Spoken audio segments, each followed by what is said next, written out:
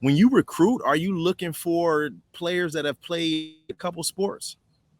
Yes, man. We look for athletes, and that's what that's our main focus in recruiting guys coming into our program here at A&M. We want athletes.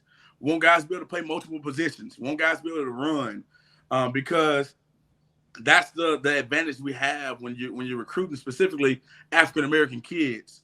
They normally are two-sport athletes. Some are three-sport. So you got to be creative on the type of player you go after. And we're doing that here at A&M. We want to go after the guys that are very athletic, that have played multiple sports. But also when it comes to A&M, they're playing one sport. And so that gives us a edge on other teams outside of our conference, because we kind of all have the same dynamic of recruiting within the Southwestern Athletic Conference. I was like your brother probably that played basketball, and I was a basketball player. And basketball guys are a little arrogant in that we think that we can play every sport. How was you and your brother's dynamic? Could you play basketball? Could he play baseball? Could both of y'all play football? So I'll give you a little background of our family. My dad's been coaching at my high school for almost 40 years now. He's a basketball coach. Okay. My brother played basketball for my dad. But my brother also played baseball. So my brother actually played baseball and basketball at UAPB. Okay. And so he was a two-sport athlete, but at some point he made a decision to quit baseball and strictly focus on basketball. I was the kid that kind of got mad because my dad forced me to go to Huntington where he coached at, but I wasn't a basketball player. I could shoot a little bit, but I wasn't a basketball player. I was a baseball and football player.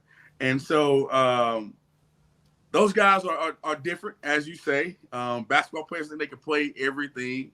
But I think that's the one thing my brother was really good at. He was really good at basketball. My dad never played anything but basketball.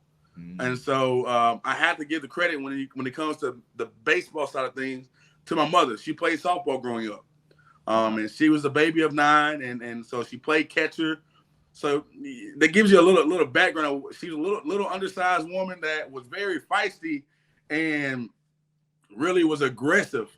And it takes that playing behind the plate. You have to be a hard-nosed person to play the specific position of catcher. And so that's my little background, my family. Like I said, we come from an athletic background family. My dad's still coaching to this day at the high school. Of course, my brother's coaching basketball as an assistant at Grambling State. So I kind of knew we all kind of knew what route we were going to take growing up. If, of course, the dream was to play professional sports. But I made the decision. I was able to. I think the most important thing for me and the person I am today and the coach I am today is that I'm a realist. I'm able to be honest with myself. And when I hung those cleats up, that was final for me, because I knew I could benefit people and young men of society better on this side than I was chasing a dream. So you got charm from your mother. Absolutely, yeah. Arguably, I mean, I couldn't tell you, but yeah, I would have to say I got the arm from my mother. She would play catch with us when no one else would.